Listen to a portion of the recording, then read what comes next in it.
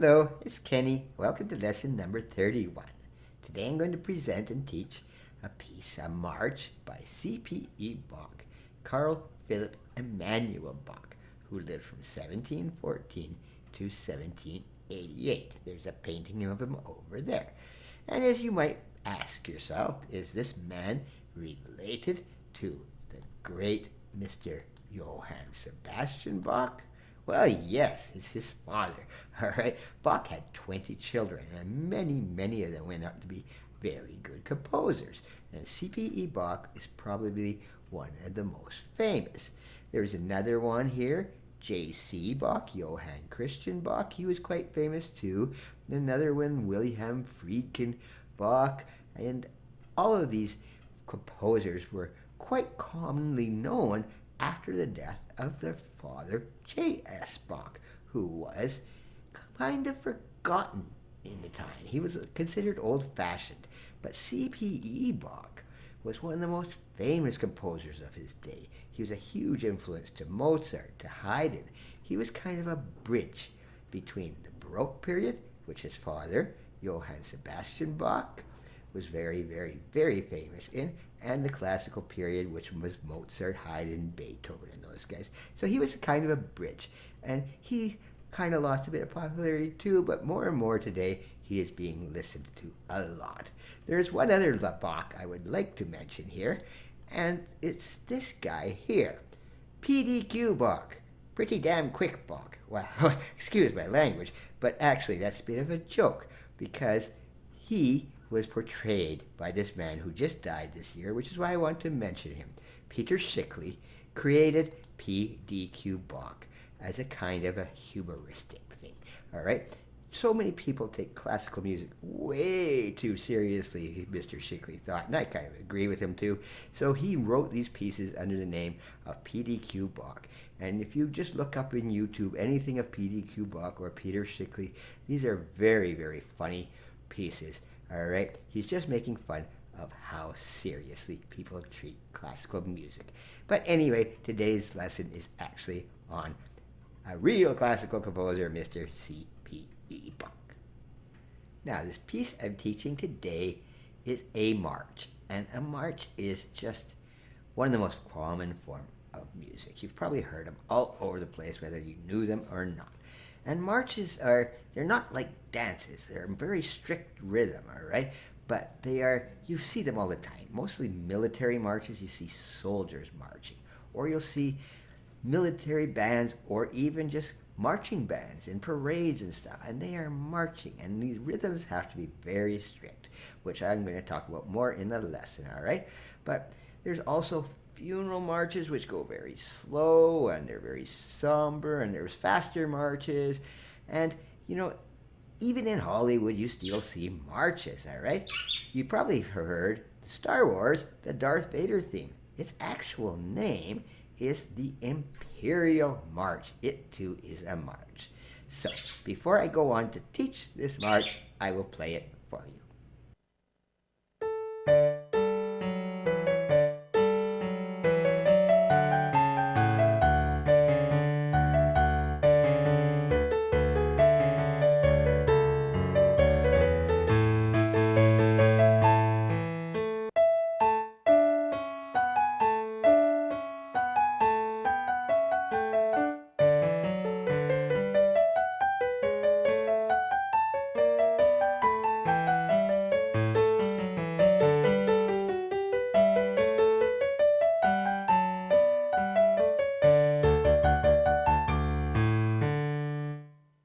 Now, this march by C.P.E. Bach is not too fast, not too slow. For example, Chopin wrote a very famous funeral march.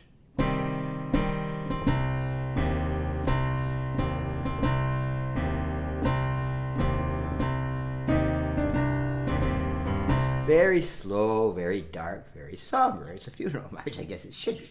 And on the other side of the spectrum, you had Mr. Jean-Philippe Sousa, who is known as the March King, and his marches were, for the most part, very jaunty, very happy, such as this, the Stars and Stripes Forever.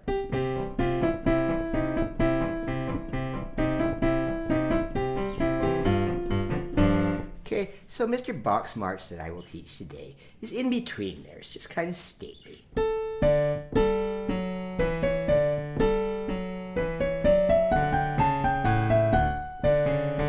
But one thing in common of all of these marches is it has to have a very steady rhythm because it's meant to be marched, to be walked at the same pace, And that brings me to the first thing I want to talk about, which can be a bit confusing.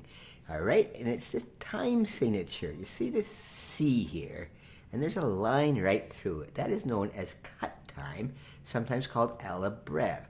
And what makes this confusing is cut time, if you see a C without that line in the middle, that's in 4/4 time. Cut time is in 2/2 time. Now what does that mean? It means there's 2 half notes in each bar instead of 4 quarter notes. And really you'd be asking yourself, well, what's the difference? Okay, here's 4 quarter notes, 1, 2, 3, 4. But in half cut time, it's going to be 2 half notes, 1 there, 2 there. All right, so 2 half notes in a bar, and they look exactly the same, they sound exactly the same.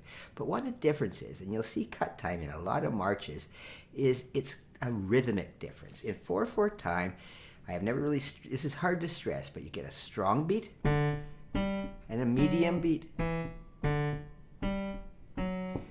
and soft beats in between. With cut time 2/2, there's no medium beat. It's just the first and second beats are exactly the same. All right. So 4/4 time, you'd count it like this: 1, 2, 3, 4. 1, 2, 3, 4. And in cut time, you can count it like this: 1 and 2 and 1 and 2 and. Okay, it's just something you got to get used to. It sounds almost identical, and it is a little confusing, but most marches you will see will be in cut time. And they're certainly not going to be in 3/4 time. That's more like a waltz. You can't march to a waltz. You have to have 3 legs. Okay, but anyway, by the end of the time, all right, what you really want to do is keep that beat steady, is what I mean. And this is called a walking bass.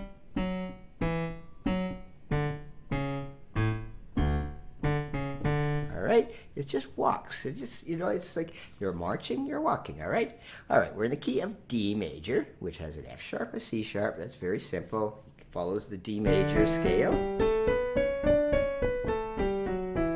And this doesn't change keys at all. There's a couple accidentals, nothing too much to be afraid of, but it's very straight D major.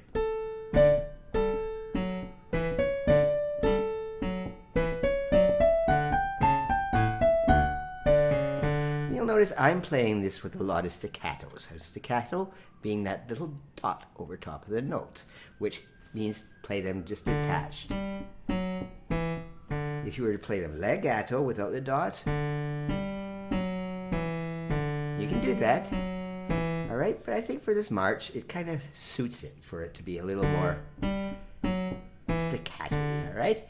And here in the right hand, the fingering's a little tricky, but not too much. If you know your D major scale, that's all you have to play in there. Okay, the only real accidental comes in here is a G sharp right here. Okay, but that's not changing the key. It's just for a little flavor. And the only real difficulty can lie right in here, because that's the only time in this whole piece you see a couple 16th notes, which go quite a bit quicker. So it's almost a trill, all right? It's just the only time in the piece, but you can just do this very simply. And now you'll notice here at the end, look at all those A's. All right? You can play with your same finger, whatever finger you want. All right, you can even do it with your thumb if you want to. All right? It's just a kind of a solid, steady, rhythmic bass, all in one note. Very easy. Okay, that's the first half of the piece. Now, the second half of this waltz is just a little more tricky, just because of fingering. Some of the fingerings are a little bit awkward, not too bad. And I lied in the first part. I said it never changes key. It does very, very briefly to the key of A major, which is the only difference. It has a G sharp. And if you'll notice, right at the very end, remember we had all those A's? It kind of is telling us, okay, we've done something wrong. We've changed keys a bit. We're not quite in D. And that happens right here. You'll see that G sharp gets added.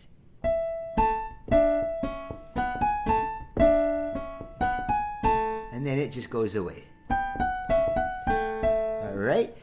Right away here, that's I should have put a natural sign there, but it's deemed to be natural because I didn't put a sharp in there, but it goes right back to D major, okay? So we're actually only in A major for a couple bars, but it makes it sound a nice little bit different.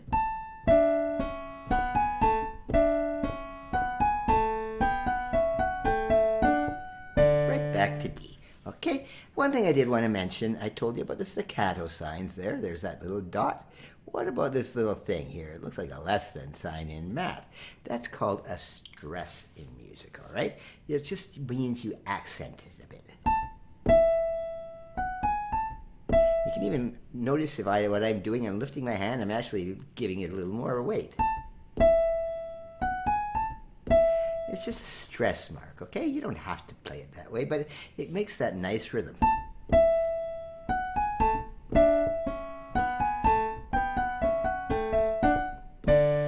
Okay, now here's where it gets a little bit weird and silly. It's this right hand. The left hand's very simple. It's just...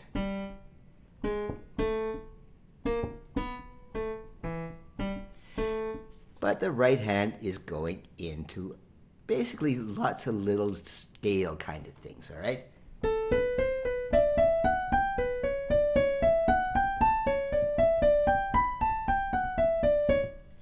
That's all they are, just little pieces of scales. So be very careful. Mark your fingering if you want. You can scribble all over these pages, which you can find underneath here.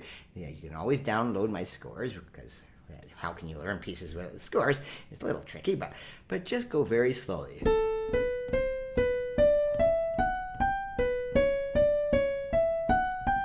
And you'll get it all together eventually when you're playing together.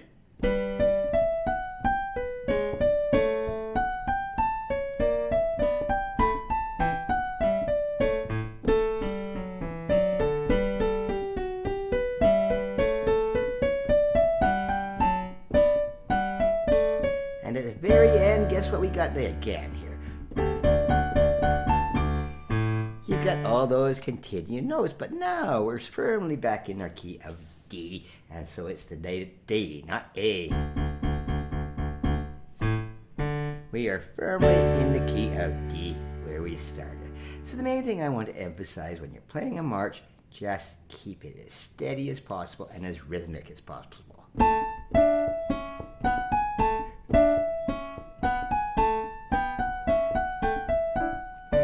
Because what a march is, you want those military members or those band members, you want them continually going at a constant pace, which is really the definition of a march. Okay, that's the end of lesson 31. Thank you very much.